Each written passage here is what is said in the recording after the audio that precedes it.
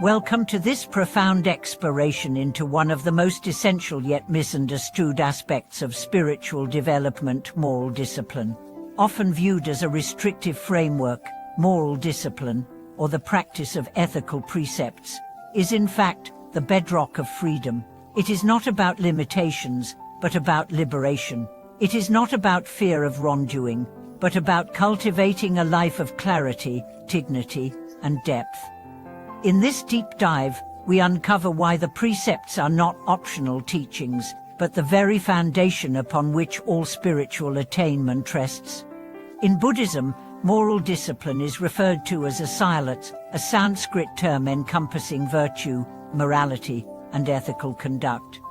Far from being an archaic set of religious rules, silat represents a conscious choice to align one's actions, speech, and thoughts with truth, compassion, and awareness. Without this alignment, meditation lacks stability, wisdom becomes distorted, and spiritual aspirations are reduced to mere fantasies. Why did the Buddha place such profound emphasis on precepts? Because he understood the nature of the human mind. He knew that without ethical grounding, the mind would remain agitated, clouded by guilt, shame, conflict, and distraction. No matter how advanced one's practice may seem, without morality, it is like building a palace on sand.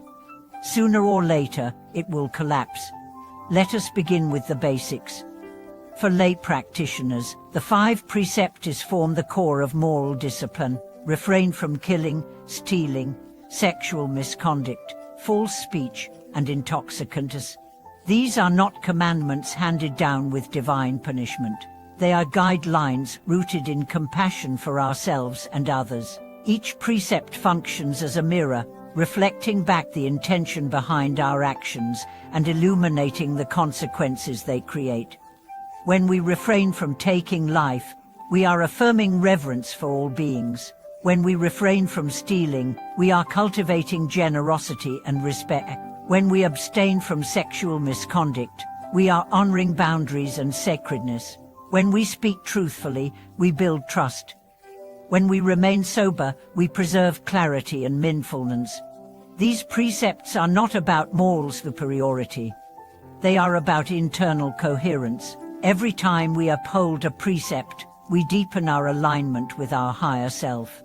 We say to ourselves, I choose clarity over confusion, compassion over harm, wisdom over impulse. And in making that choice, moment by moment, we become trustworthy vessels for deeper states of awareness.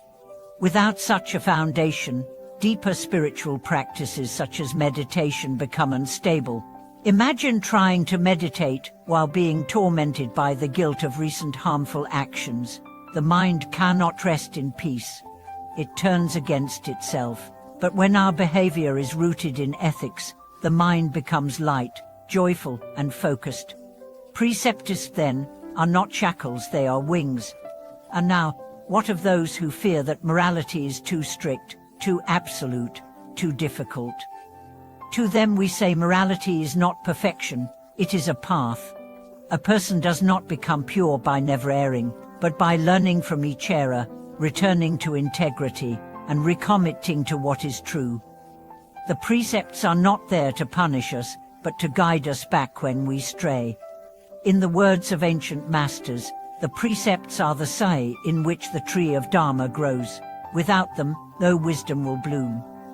The roots of meditation do not penetrate hardened ground. It is the humility and discipline of ethical living that softens the heart and prepares it for the transformative fire of realization.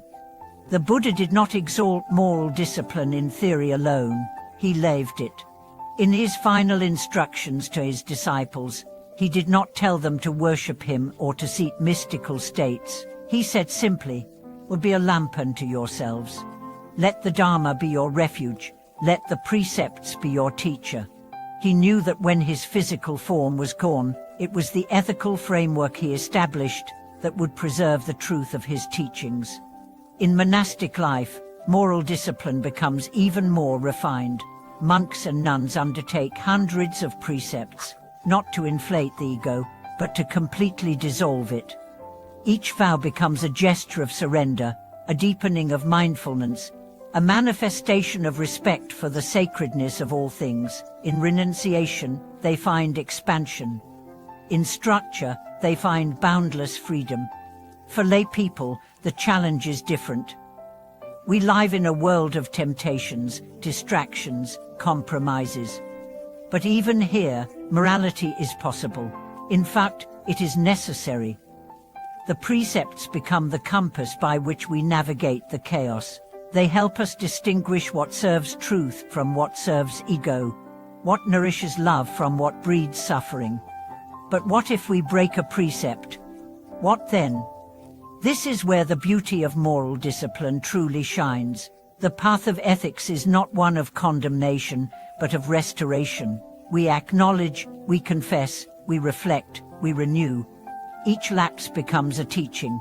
Each return becomes a triumph.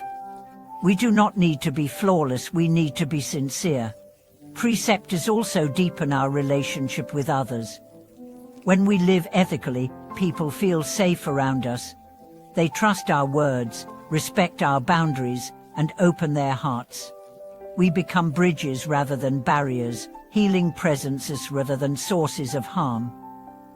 This relational transformation is not separate from the spiritual path, it is the path.